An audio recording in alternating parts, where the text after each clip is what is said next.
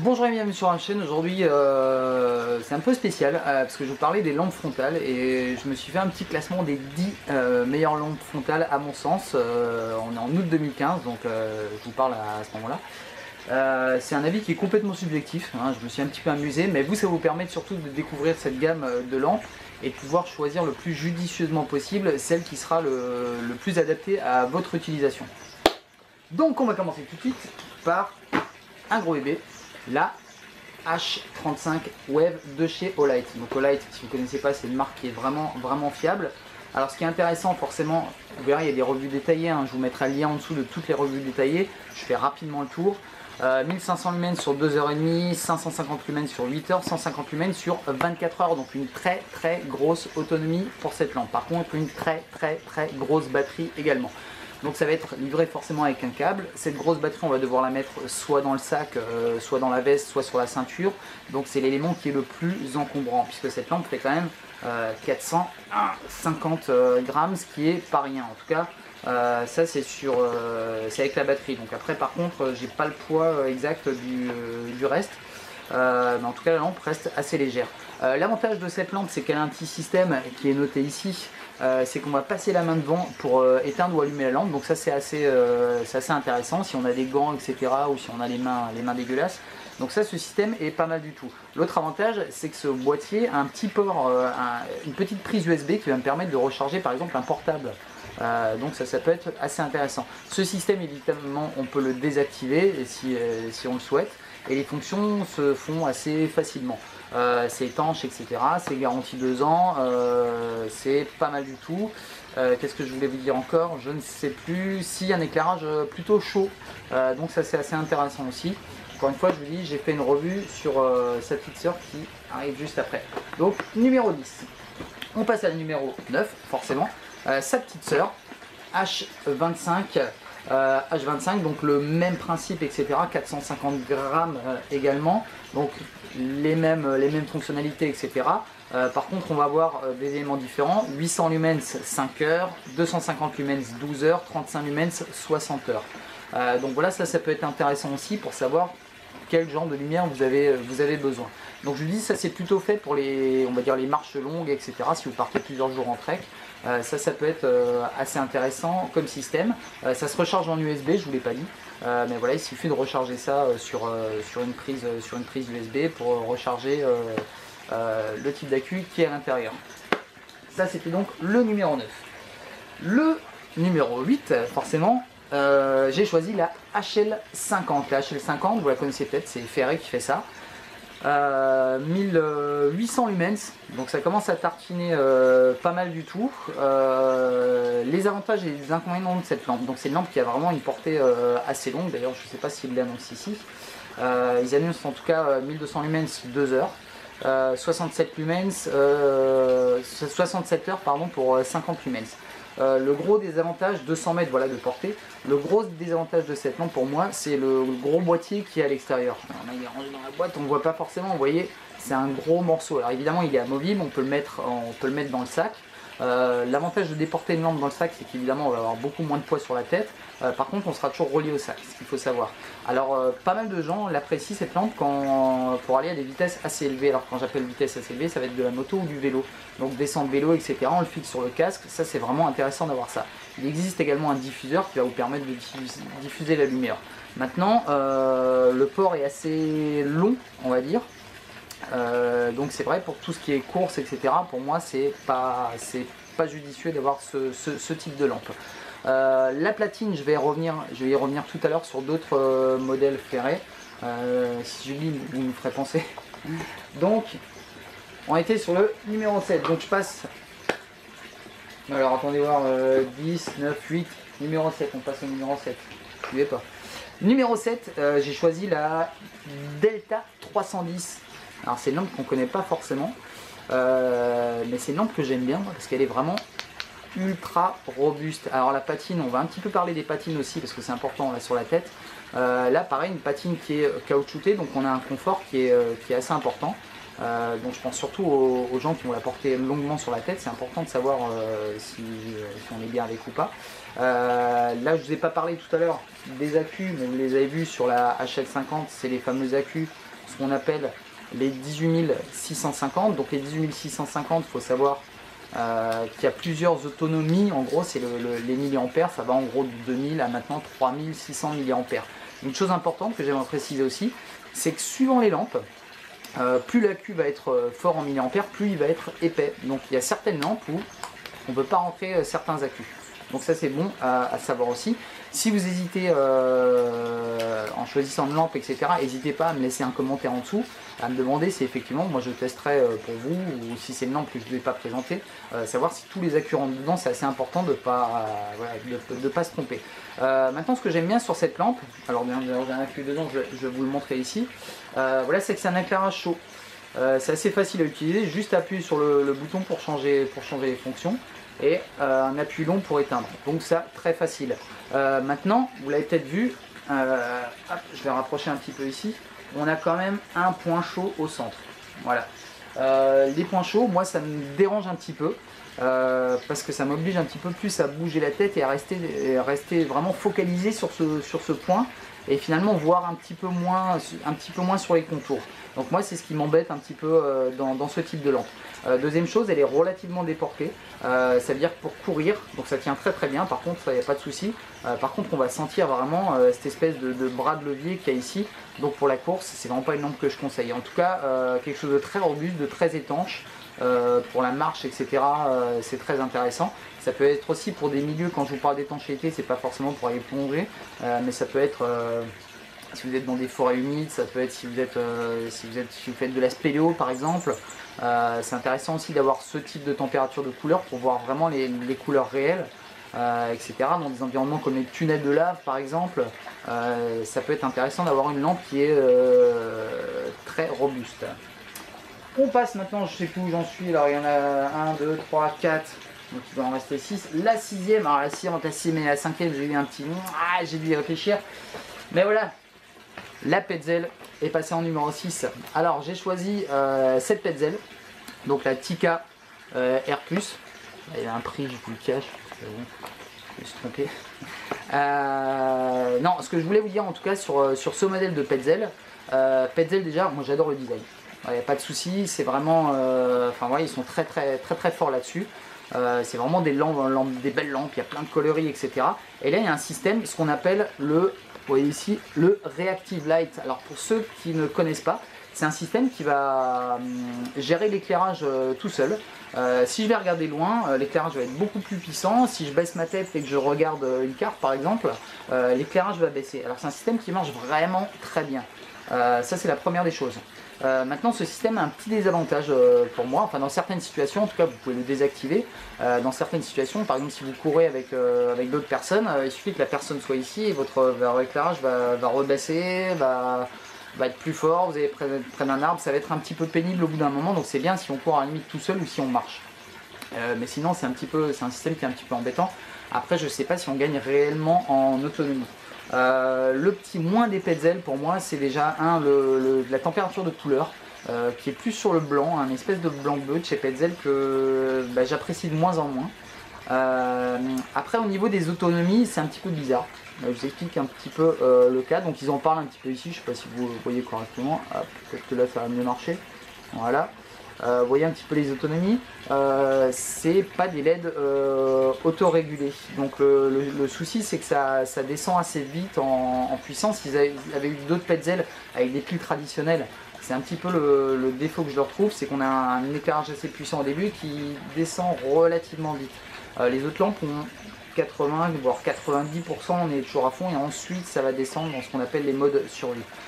Deuxième chose qui m'embête un peu avec Petzl, c'est qu'ils ont fait des batteries propriétaires. Ça veut dire qu'une batterie propriétaire, vous n'allez pas pouvoir l'acheter ailleurs que chez Petzl et au prix Petzl. Donc il faut savoir qu'un accu, c'est à peu près de l'ordre d'une quarantaine d'euros, à savoir qu'un accu 18650 c'est de l'ordre de 20 euros. Donc ça c'est important à savoir aussi. Aussi petite chose que j'ai pas précisé sur les autres lampes, c'est intéressant de pouvoir, et surtout en trail, et surtout si vous pourriez vous retrouver seul à un moment, c'est changer son accu. Si vous avez une Petzl à pile par exemple ou ce type de Petzl, c'est assez chaud de changer ça dans la nuit sans rien voir. Alors qu'avec une lampe de ce type, il suffit de dévisser, sortir l'accu, reprendre celui que j'ai en poche, etc., le remettre. j'ai beaucoup plus de facilité. Donc ça c'est un petit point important à savoir aussi. Après autre chose, c'est une usine à gaz. Donc il va falloir vraiment vous taper la notice parce que c'est vraiment complexe. J'ai fait une revue dessus. Voilà, l'éclairage, très honnêtement, là on est sur 170 lumens. Alors c'est pas énorme, je vous l'avoue. Mais on va dire que c'est suffisant, mais c'est pas énorme. Par contre c'est super galère à utiliser, il faut laisser le doigt appuyer dessus, etc. Si je la sors de la boîte, je ne saurais même plus la faire marcher. Donc si c'est votre seule lampe, etc., c'est pas du tout intuitif. Donc il va falloir potasser un petit peu la notice pour réussir à l'utiliser correctement. Donc ça c'est un petit peu le côté moins. Après le look, etc., le poids, parce que là je crois qu'il doit être annoncé, là on est sur 115 grammes. Je sais pas si c'est avec l'accu avec, en tout cas c'est quelque chose de très léger. Et ça je vous l'accorde. Donc je vous disais que j'hésitais avec la numéro 5 et la numéro 5 au final j'ai choisi la H15 pour une raison. Déjà pas pour son look, parce que si on avait fait par rapport au look, je pense que la Petzl aurait quand même gagné. La H15, ça fait un petit moment qu'elle est sortie. Elle a plusieurs avantages. L'avantage c'est que là, ce fameux système, qu'on peut débrayer ou non, d'allumage de lumière, on est sur 3 intensités différentes, à savoir 250 lumens, 100 lumens et 15 lumens. 15 lumens 36 heures, 100 lumens 5,6 heures, faites le calcul, 250 lumens 3 heures. Donc je pense que c'est assez pertinent. Ce qui est super intéressant, c'est que c'est livré avec une petite batterie au lithium dedans. Alors une batterie supplémentaire, ça vaut pas très cher, ça c'est la première chose à savoir. On est obligé de sortir la batterie par contre pour la rebrancher avec un petit câble micro USB. Mais ça on va dire que c'est pas très gênant. Mais il y a surtout possibilité de mettre des accus, des piles à l'intérieur. Donc si vous vous retrouvez dans un environnement vous n'allez pas pouvoir recharger vos batteries, ou si vous allez dans un pays étranger, etc., vous avez beaucoup plus de chances de trouver des AAA pour les mettre là-dedans. Donc ça c'est pas mal, ou d'emmener un paquet en plus avec, donc 2 sources d'alimentation, je trouve ça pas mal du tout. Ici un petit système avec un nid d'abeilles qui est amovible. Alors amovible, on appuie simplement dessus, le clapet se lève, c'est pas mal du tout. C'est très léger. Alors là on est sur, on ne sait pas, sans la batterie 98 grammes. Donc on est sensiblement sur le poids de la Petzl. Par contre on est à 250 lumens. Et je vous dis, ça commence à causer. Et c'est une lampe qui est vraiment très légère. Moi je l'apprécie vraiment bien. C'est très costaud, c'est de l'ABS. Alors c'est pas du plastique tout bête, etc. C'est au light, c'est quand même voilà, garantie 2 ans. Les lampes light sont garanties 2 ans ou 5 ans. Donc c'est vraiment une marque qui est assez fiable. Je vous dis après au niveau du look, moyen plus, hein, on est d'accord. L'ouverture ici, attention, je vous le redis, bien appuyé et bien tourné ici pour l'ouvrir. C'est la partie, on va dire, la plus fragile de la lampe, donc il faut le faire un petit peu avec précaution. Ensuite, on passe à la numéro 4. Alors, numéro 4, je l'ai en packaging, excusez-moi, je vous la montre ici.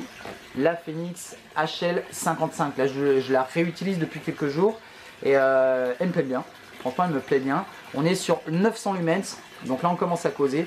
On est sur des accus 18650, donc encore une fois l'avantage c'est de pouvoir choisir son autonomie, etc. De pouvoir avoir des accus supplémentaires et patati et patata. Hop, je vous la montre ici, une platine assez large, d'accord, assez costaud. Je vais revenir tout à l'heure sur les platines, sur les prochaines, parce que c'est important aussi le confort de la lampe, j'y tiens compte aussi. J'ai certaines lampes qui ont des platines qui sont trop droites, on va dire, et finalement si je serre très fort la lampe sur ma tête, je vais avoir moins de surface et donc je vais avoir un appui plus important. J'ai certaines lampes qui me mettent des migraines au bout de 20 minutes sans les allumer sur la tête. L'avantage de cette Phoenix, comme je vous le disais, on était sur 900 lumens. Alors je ne me rappelle plus parce que là c'est pas indiqué sur la boîte, mais si c'est indiqué 900 lumens. Je crois que ça va durer 5 minutes. Il y a un système qui recoupe ensuite et qui passe à 420 lumens, qui est déjà super énorme. On est sur 3h45 à 420 lumens. On est sur 165 lumens à 10 heures, donc ça c'est très bien. On est sur 55 lumens à 30 heures et 10 lumens pardon, à 150 heures. Je vous dis les autonomies parce que c'est aussi important par rapport à ce que vous allez faire. Vous avez peut-être besoin de pas tant d'énergie que ça. Enfin voilà, c'est important aussi de connaître les autonomies et les programmations des lampes. Voilà, c'est assez important.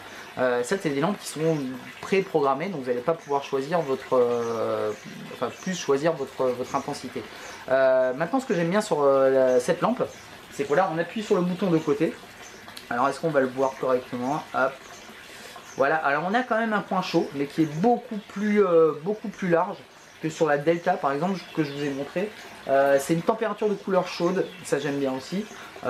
Passer les fonctions, là, juste à appuyer le doigt dessus, c'est hyper simple. Et un appui long pour couper la lampe. Donc ça c'est fastoche aussi.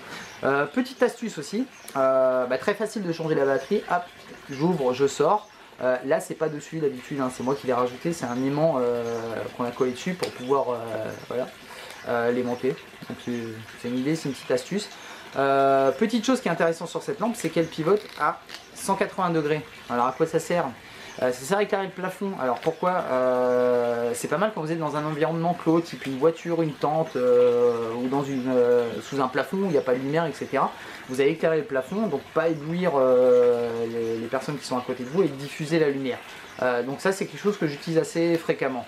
Maintenant, le petit moins de cette lampe pour moi, c'est effectivement que des fois je me retrouve à jouer avec ça. Donc ça tient très très bien, on a vraiment beaucoup de possibilités d'inclinaison.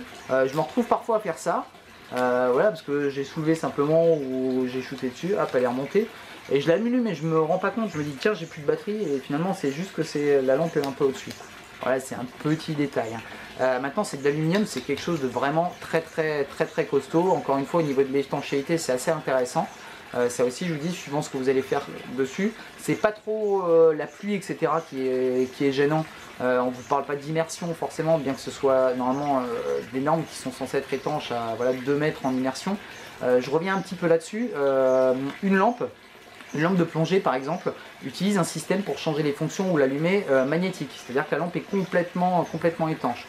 Là, une lampe de ce type, même une lampe tactique, l'eau, le seul endroit quasiment où elle peut rentrer, ça va être par rapport à l'interrupteur. Donc si vous êtes obligé d'allumer votre lampe pour aller sous l'eau, faut savoir qu'il faut allumer la lampe, aller sous l'eau, etc. et essayer de pas trop tripoter le bouton. Alors bon, est-ce que ça risque de vous arriver? Je ne sais pas, mais en tout cas, c'est bien de le savoir. Donc encore une fois, quelque chose de très costaud, si on est dans des environnements où on a peur de se cogner, c'est intéressant d'avoir une lampe assez solide. On passe au numéro 3, au top 3. Top 3, j'ai choisi en premier la HL40. Alors normalement, si vous connaissez un petit peu les lampes, vous commencez à les connaître. Ferret, donc pour la marque, 600 lumens. Donc c'est beaucoup. Alors c'est pas tout à fait 600 lumens, ça va dépendre de la température de couleur que vous allez choisir. Vous allez avoir le choix entre du blanc ou de neutral. Le neutral étant la couleur la plus chaude, une couleur qui va se rapprocher d'une couleur naturelle. Alors ce qui est intéressant avec ce type d'éclairage, le neutral, c'est qu'on voit beaucoup mieux les reliefs. Alors surtout dans un environnement végétal, c'est vraiment bluffant. L'éclairage blanc, même si vous mettez beaucoup de puissance, au bout d'un moment vous allez avoir des espèces de petits picotements aux yeux. C'est simplement que le retour lumineux est vraiment trop important et au bout d'un moment c'est fatigant pour les yeux. Donc il y a beaucoup de gens, beaucoup de coureurs en tout cas, qui préfèrent passer sur de neutral et je les comprends largement. Maintenant, qu'est-ce qu'elle a comme avantage cette lampe? Elle a un accu à l'arrière qu'on va pouvoir changer effectivement même en courant. Cet accu, on va pouvoir, ce porte-batterie, on va pouvoir le déporter dans le sac à l'aise d'une rallonge. Encore une fois, l'avantage c'est que j'ai un poids qui est hyper réduit sur la tête. Par contre, je suis toujours relié au sac. Hein, c'est le côté plus, le côté moins. Un bouton qui est super pratique. Par contre, moi je trouve que c'est un des boutons les plus pratiques des lampes frontales. On le retrouve à chaque fois. On peut se permettre de le mettre de l'autre côté, etc. Ça c'est assez en mode Playmobil ce type de lampe. Vous avez un appui, vous êtes à fond. Le deuxième appui, vous êtes dans le mode B, il suffit de laisser le doigt appuyé dessus pour passer dans les différentes fonctions. En sachant qu'elle a la fonction balise, SOS, etc. Ce que les autres lampes, alors à vérifier, je sais plus trop, mais certaines l'ont ou non, alors peut-être que c'est un critère qui pour vous risque d'être important. Au niveau de l'éclairage, alors j'en ai pas d'ouverte sous la main, mais il faut imaginer la HL40, donc son système Zoom, ça va être, vous allez avoir un grand disque devant vous. En gros, ça va être comme une poursuite que vous voyez dans les films. En fait, le mec qui s'échappe de prison avec la poursuite ici, ça va vraiment vous donner un disque énorme, uniforme devant vous. Donc première chose, c'est assez intéressant parce qu'il n'y a pas de point central, ça couvre vraiment très bien le champ visuel. Maintenant, le petit désavantage de ce système, on va dire, c'est que les arêtes sont très franches. Ça veut dire qu'entre la zone éclairée et la zone noire, je vais vraiment avoir du mal à voir juste en faisant ça avec les yeux. Je vais devoir bouger la tête. C'est un peu le désavantage. Imaginez que vous êtes à l'extérieur et tout, il fait beau, il y a du soleil, vous rentrez dans une pièce sombre, vous voyez que votre œil va mettre un peu de temps à retrouver retrouver en fait sa vue. Et c'est un petit peu, je reviens un petit peu là-dessus, mais le souci que j'avais avec cette Petzl, quand je passais d'un éclairage très puissant au loin et que je revenais là, je mettais un peu de temps à me réadapter à la lumière. Après, il faut savoir aussi qu'il faut essayer de vous habituer à avoir le moins d'éclairage possible. Si vous courez tout le temps avec 600 lumens, vous n'allez pas avoir d'autonomie et vos yeux vont s'habituer à cette lumière. Donc vous allez passer à 200 lumens, ce qui est vraiment déjà suffisant. Vous avez l'impression de ne plus voir. Donc essayez de trouver vraiment le bon compromis, d'utiliser la grande puissance vraiment quand vous êtes par exemple dans des descentes, etc. Enfin quand vous avez besoin de voir.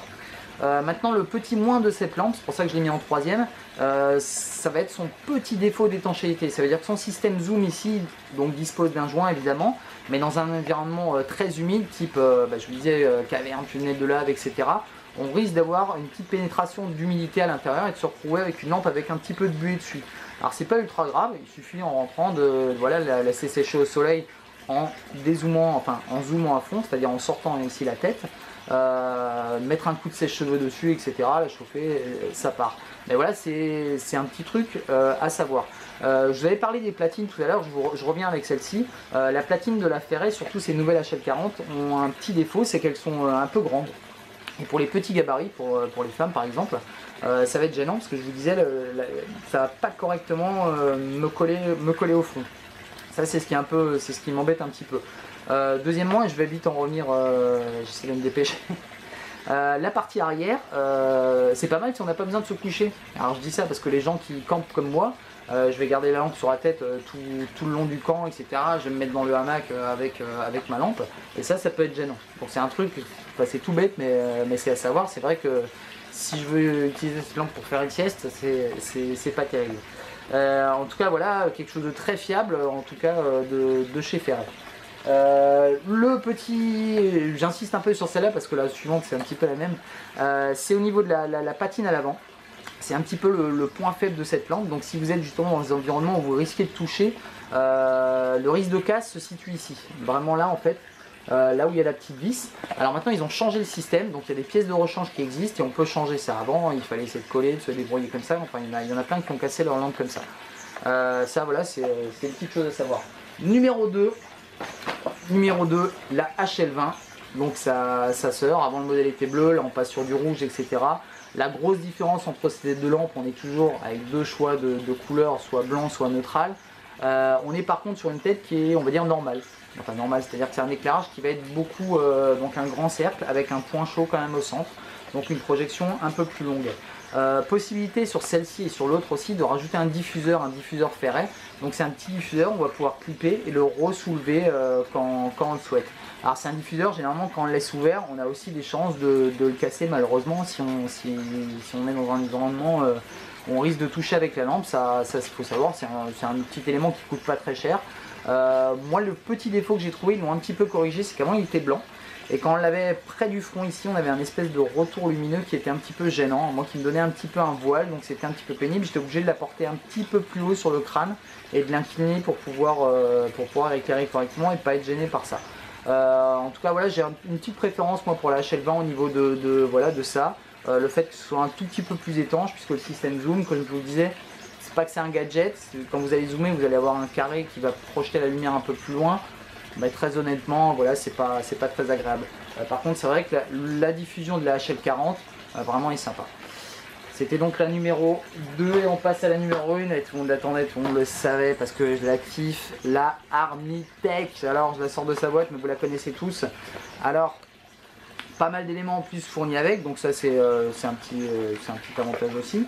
On a évidemment la lampe, on a un bandeau de tête, etc. On a un bandeau, on va pouvoir la mettre sur le bras, on a une lanière, on a un aimant qui est intégré qu'on va pouvoir enlever si on le souhaite. On a une petite, la mienne j'en ai parlé, un petit clip si on veut la mettre ici, etc. Moi je la porte sur le sac généralement, ça suffit largement. Pourquoi celle-là elle est top, je vais vous expliquer, vous le savez tous, c'est qu'elle est ultra robuste, ultra robuste. On est sur 900 lumens, pareil, deux choix de température de couleur, je vous conseille vraiment la température le neutral. Un bouton très pratique à utiliser, des fonctions simples, il suffit d'appuyer, etc. Laissez le doigt appuyer dessus pour passer les différentes fonctions, cliquez 2 fois pour avoir un éclairage ultra puissant. On est directement sur un nid d'abeilles, on est sur quelque chose qui est vraiment très costaud à tel point que le fabricant, donc Armitex est canadien, garantit cette lampe 10 ans. Donc ça déjà c'est pas n'importe quoi. 10 ans de garantie, garantie étanche, écoutez-moi bien, à 50 mètres. Donc ça c'est le fabricant qui dit ça, honnêtement moi je ne l'ai pas testé. Parce que je suis pas super fort en apnée, et donc 50 mètres ça devient un peu beaucoup. Encore une fois je vous disais le système de boutons, pourquoi pas, voilà, on l'allume, on va à 50 mètres, je sais pas, peut-être qu'un jour j'irai en faire tester une par un plongeur. Garantie également au niveau des chocs, ça peut tomber de pas mal de hauteur, enfin, c'est vraiment un truc très costaud. Une platine souple, encore une fois, même je le dis souvent, même si on a une tête carrée, ça passe largement. On a vraiment un bon maintien, ça bouge pas du tout, même si on transpire, si c'est mouillé, etc. Ça, ce système, on peut l'enlever. Donc on peut enlever facilement. Moi j'ai pas mal de gens qui courent uniquement le week-end et la semaine l'utilisent comme ça, simplement en poche. Elle l'utilise ici comme lampe à main.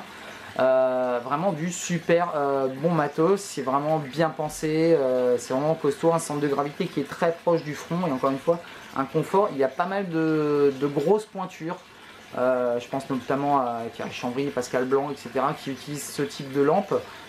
C'est pas pour rien, c'est qu'elle est vraiment agréable à utiliser. On a vraiment un champ de vision qui est, je dirais, qui est absolu. C'est-à-dire que vraiment, si vous n'avez pas l'habitude de ce type de lampe, c'est-à-dire que vous avez l'habitude d'un point central et que vous passez à ça, au bout de 5-10 minutes, vous allez vous en rendre compte que finalement, il n'y a que vos yeux qui bougent et puis pas la tête. Vous n'êtes pas à faire ça comme une poule, à regarder partout. C'est uniquement les yeux, donc c'est quelque chose de très diffus. Donc évidemment, moi je suis fan de cette lampe, vous le savez, depuis un petit moment, ça fait quelques années maintenant. La puissance elle est largement suffisante, encore une fois on dévisse, etc. On change l'accu, enfin voilà, c'est le top du top. Donc sur ma chaîne vous allez pouvoir retrouver évidemment toutes les vidéos de présentation précise de chaque lampe. Vous pouvez me laisser des commentaires si vous avez des questions sur certaines lampes, etc. Abonnez-vous à ma chaîne, pardon, si vous voulez avoir des infos régulières, etc. sur tous les nouveaux produits qui sortent. Ça permet de découvrir des nouveaux produits, etc. Voilà, et puis n'hésitez pas surtout à me poser des questions si vous avez un doute sur l'achat d'une lampe. Qu'est-ce qui peut être le plus judicieux pour vous, en sachant que les modèles que je vous ai présentés varient en gros entre une cinquantaine d'euros et une centaine d'euros. Alors ça peut paraître cher pour certaines personnes, une centaine d'euros pour une lampe frontale, effectivement si vous l'utilisez 3 fois dans l'année, non. Faut savoir que voilà, c'est un élément de sécurité quand même, surtout si vous faites du trail, etc. Vous risquez d'être sur des sentiers qui sont vraiment escarpés avec des ravins, etc. Vous avez besoin de voir ou dans des descentes, enfin, c'est vraiment important. Petite précision encore sur celle-ci, celle-ci a été préprogrammée ici spécifiquement pour la Réunion, puisqu'on va dire qu'on va avoir d'autres utilisations par rapport à d'autres endroits, on va dire en métropole. On a besoin d'un rapport un petit peu différent entre la puissance et l'autonomie, donc je vous laisserai voir aussi exactement les autonomies. Les autonomies ont été testées avec un EQ 3400, on s'amuse vraiment à le faire, à laisser machin et chronométrer pour voir ce que ça donne, pour que vous ayez vous sur le terrain pas de surprise. Voilà, en tout cas c'était comme je vous le disais une petite revue un peu particulière et c'était vraiment mon choix. Je me suis amusé à le faire. J'ai mis un peu de temps quand même parce que je prenais une fiche tous les jours, j'essayais de trouver laquelle était la meilleure. Alors voilà, alors c'est pas la peine de me laisser un commentaire pour me dire celle-là vous l'auriez mis en 4 à la place de la 5, etc. C'est pas ça l'important, l'important c'était surtout de voir en fait la différence qu'il y avait entre toutes ces lampes. Voilà, c'était une revue un petit peu longue, hein. Je sais pas si vous êtes resté jusqu'au bout, merci en tout cas, c'est vraiment sympa. Et j'espère que ça va pouvoir vous aider et à vous orienter sur le choix de votre lampe. Voilà. N'hésitez pas à me suivre, en tout cas vous êtes nombreux à me poser des questions et je suis content de vous répondre le plus rapidement possible. Voilà, je vous remercie de m'avoir suivi, c'était Chris Sergeant et je vous dis à très bientôt pour de nouvelles vidéos. A bientôt, bye bye.